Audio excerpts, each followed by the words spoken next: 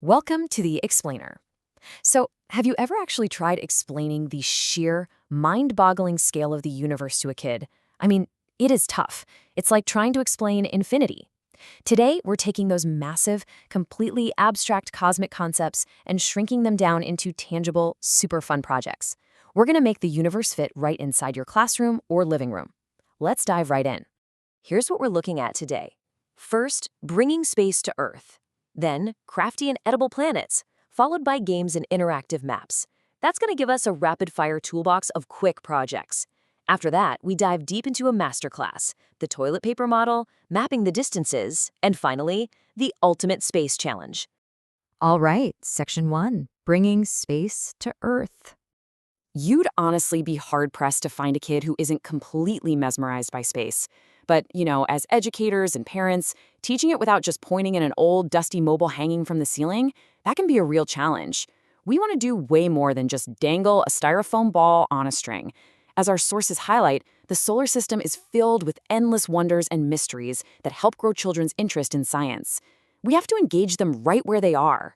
Making the science feel real and hands-on is absolutely crucial for sparking that lifelong curiosity. Moving right along to Section 2, crafty and edible planets. Okay, the big takeaway here for all you parents and teachers, you definitely do not need fancy, expensive equipment to teach this stuff. Literally just go raid your pantry or your recycling bin. You can whip up an edible solar system using totally random fruits, veggies, and deli meats. Or hey, try upcycling. Have your kids save up plastic lids and bottle caps, paint them, and arrange them. Got old Lego bricks lying around? Build the solar system with those. If you've got Play-Doh and some pipe cleaners, boom, you've got planets and rings. Want to get a little fancy? Try some mixed media art. Drop some liquid watercolors on cotton rounds, glue them to dark fabric, toss on some sequins, and you've got a gorgeous night sky. And honestly, classic papier-mâché and yarn still works like a charm. Seriously, just grab whatever you have and start creating. Next up, Section 3, games and interactive maps. So, how do we seamlessly blend movement, math, and science? We get the kids out of their seats. Go grab some sidewalk chalk, head outside, and draw out solar system maps right on the pavement, measuring everything out for comparison. If you're stuck inside, no worries. Play some solar system bingo using shiny glass gems as markers, or just map the whole thing out across your classroom floor. You can even print out spinner games to see how fast kids can spot planetary features. And yes, you absolutely have to build constellations out of marshmallows and toothpicks. But just a quick warning for the adults in the room, definitely buy an extra bag of marshmallows because the kids are 100% going to eat their science projects while they build them. All right, Section 4, the toilet paper model. Now for the real main event of our explainer, we are going to tackle pretty much the hardest concept in astronomy, vast cosmic distance.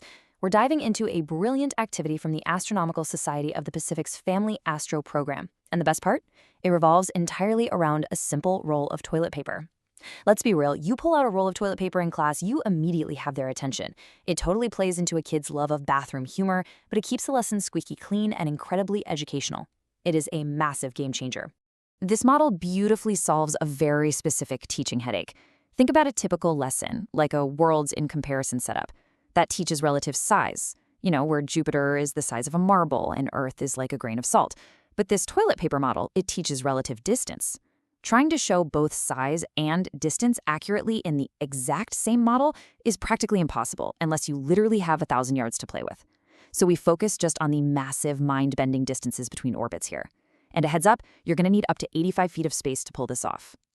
Which brings us to Section 5, mapping the distances. First things first, you've got to pick your scale based on how much room you have. You can go with the shorter 100-sheet model, which takes about 42 feet, or if you have the space, stretch it all the way out with the 200-sheet model. That one needs nearly 85 feet. Now, pro tip, you want cheap, flat, unprinted toilet paper. Those fancy printed textures are just going to be distracting. You'll also want to use gel pens because heavily liquid ink will bleed and tear right through the paper. Okay, here is your step-by-step masterclass. Step 1, test your gel pens on a scrap sheet of toilet paper first, just to make sure it doesn't rip, and then toss that scrap. Step 2, make a clear dot right on the seam between the first two sheets. That dot is your sun.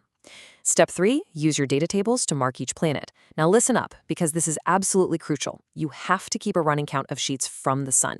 You are always measuring from the sun, not from the planet you just drew. And finally, step 4, When the lesson wraps up, you just bundle up all that toilet paper and toss it in the recycling. Super easy cleanup. Let's look at the data. When you start mapping, everything is pretty close to home. Mercury is just 1 sheet away on the short version, or 2 on the long version. Then we take a tiny step out to Venus, then Earth, and Mars. You'll see Ceres sitting right there at 7 or 14 sheets, depending on your scale. Actually, Ceres is a large asteroid, and using it here is a fantastic little trick to represent the entire asteroid belt in your model. It sits perfectly right there between Mars and Jupiter. But watch what happens when we head to the outer solar system. Jupiter is at 26.4 sheets on the long version. To get to Saturn, you jump all the way out to 48.4 sheets. I mean, Saturn is almost twice as far from the Sun as Jupiter is. Then Uranus nearly doubles Saturn's distance, and Neptune is just way out there. By the time you unroll this thing all the way to Pluto at a full 200 sheets, it literally blows kids' minds. Walking that actual physical distance down a school hallway or across a gym, it completely changes their perspective on just how incredibly empty space really is. And finally, Section 6, the ultimate space challenge. So once your students have built this massive 85-foot model, it is time to really test their understanding of the scale they just made. First, introduce them to the Oort cloud. Astronomers believe this is a truly vast cloud of frozen comets surrounding our entire solar system. Think of it as the extreme outer boundary of our cosmic neighborhood. To put that into perspective, it lies roughly 50,000 times farther from the Sun than Earth does. So, here's the ultimate challenge question for your students, and actually for you right now too. If you were using that 200-sheet long-scale model we just built, remember Earth is sitting at just 5.1 sheets away from the Sun, how many squares of toilet paper do you think you would need to unroll to actually reach the Oort cloud? Go on, kind of run the math in your head right now. Do you have a number in mind? Get this, you would need 255,000 squares of toilet paper just to reach the outer edge of our very own solar system. Wow, it's a calculation that just leaves you absolutely awestruck by the sheer infinite scale of the universe. And the best part? You are now completely equipped to teach that exact sense of wonder using nothing more than maybe some fruit, a bit of chalk, and a roll of toilet paper. But it does leave us with one final thought. If it takes 255,000 squares just to reach the edge of our tiny little solar system, how many rolls of toilet paper would it take to reach the nearest star? I'm going to leave you to calculate that one. Thanks so much for joining me on this explainer. See you next time.